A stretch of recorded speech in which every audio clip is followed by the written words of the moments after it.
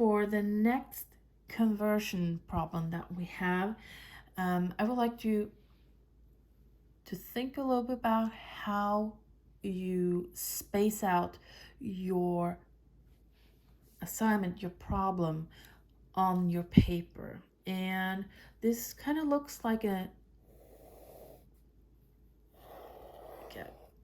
reverse Cornell note. So in one space, try to contain in what you have,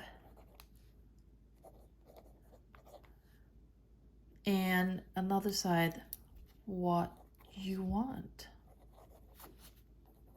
to find out. So what I do want, because the task is telling me that you want to find out the density of your final product. So my final product is sugar water. It tells me in the text that I need to dissolve my sugar in water. So what I want is the density of that sugar water. Okay? So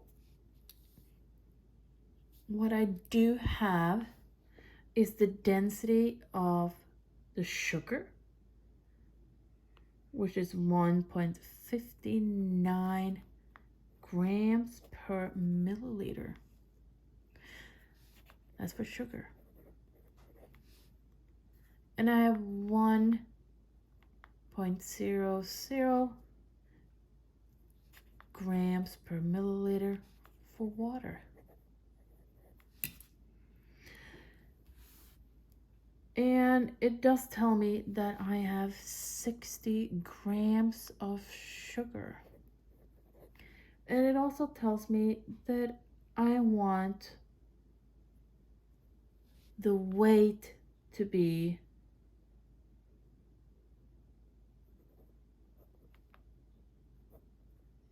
in percent, and that is 60. So therefore I know that I'm dealing with 60 grams of sugar.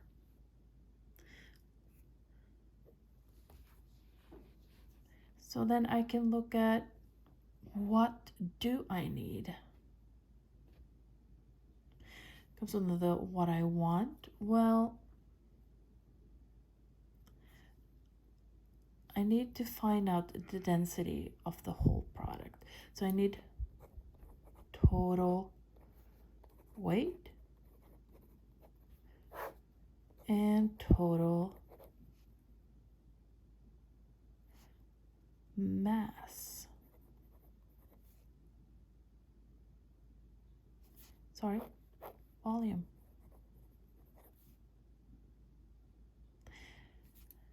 Now, I have the weight for sugar. That's not total weight though. It's part of the weight.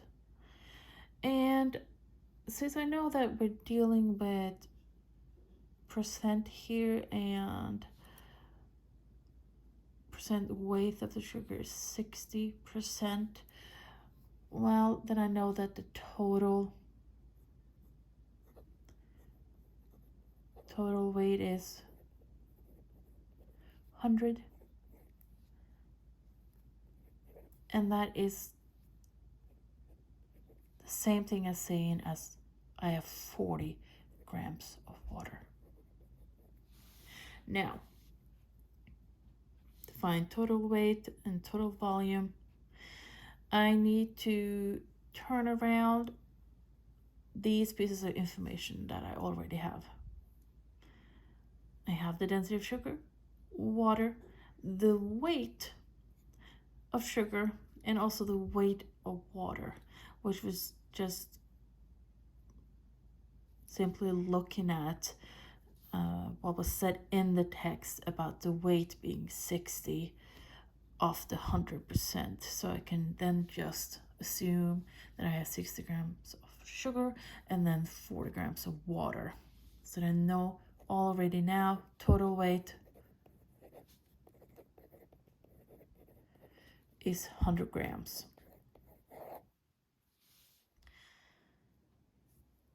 I need to find out the volume for both water and sugar. And that's why I have the density. Now I can use these two densities to figure out the volume. So density of water is 1. So if I need to turn 40 grams into volume, which is measured in milliliters, I need to manipulate the weight and the density to find volume. So 40 grams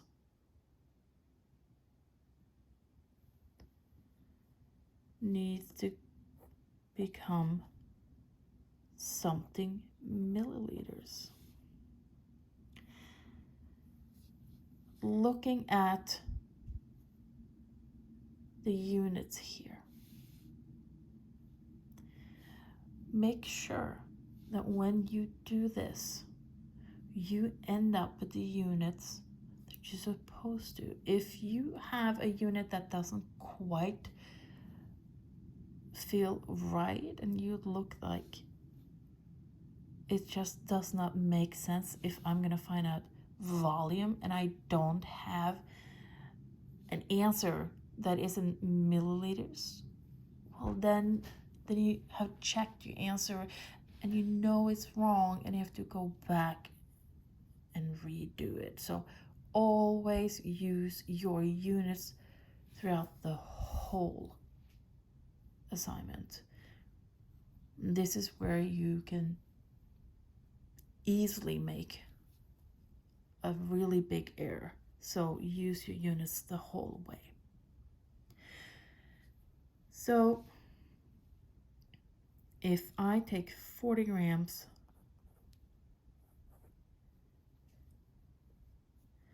and divide that by 1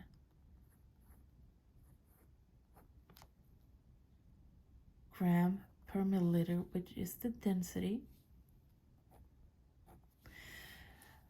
I have gram over and under the division line. And this one, if it's under 2 division lines, I can carry it over. 40 divided by 1, well, that is 40. And now I have 40 ml.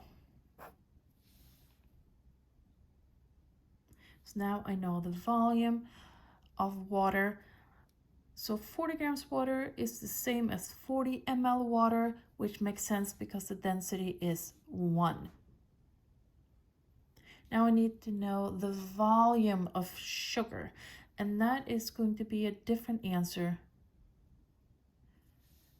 because the density is not 1, it's 1.59, and we have the same thing as we did with water. We need to turn 60 grams into something milliliters. Do the same thing.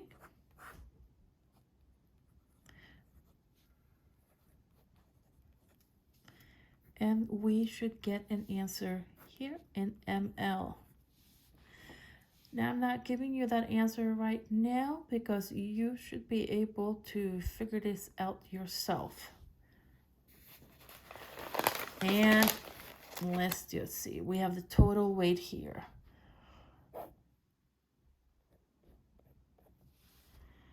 And somehow from this, I'm gonna get total volume.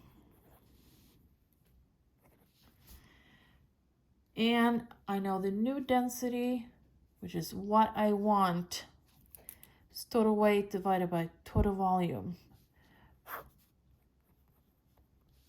So I need to use this and this to get my answer, which is 100 grams, because I know that is my total weight, and you need to figure out here what the total volume is. And you are going to get an answer in grams per milliliter. When you found your total volume here, which is both in milliliters, and you have a total weight, you will have an answer in grams per milliliter, which is the unit for density. So check your answer. Always carry with you your units, so you know that you can check your answer at the end. Does the unit match? Now I want you to try the last piece of figuring out the total volume, so you can then figure out the total density.